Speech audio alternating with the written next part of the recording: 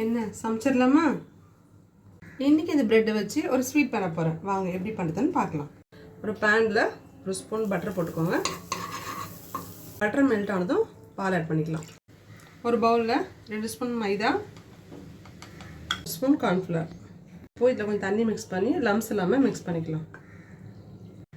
இந்த மாதிரி நல்லா மிக்ஸ் பண்ணிக்கோங்க. லம்ஸ் இல்லாமல் மிக்ஸ் பண்ணிக்கோங்க. இப்போ நம்ம கரைச்சி வச்சுருக்க இந்த மிக்ஸை பால் ஆட் பண்ணிக்கலாம். இப்போது நல்லா மிக்ஸ் பண்ணிக்கோங்க. கட்டி இல்லாமல் கலக்கிக்கிட்டே இருங்க.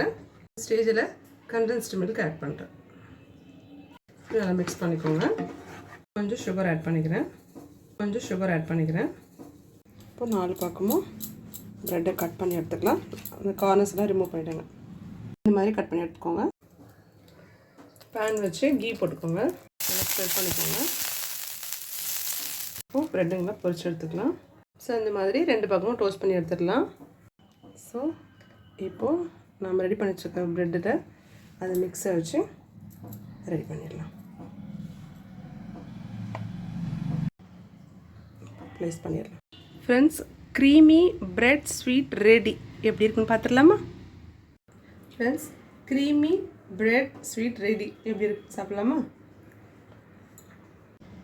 ஃப்ரெண்ட்ஸ், உண்மையாகவே அட்டகாசமாக இருக்குங்க. நீங்கள் ஃபஸ்ட்டு டைமில் ட்ரை பண்ணி பாருங்கள். சூப்பராக இருக்கும். நெக்ஸ்ட் வீடியோவில் பார்க்கலாம்.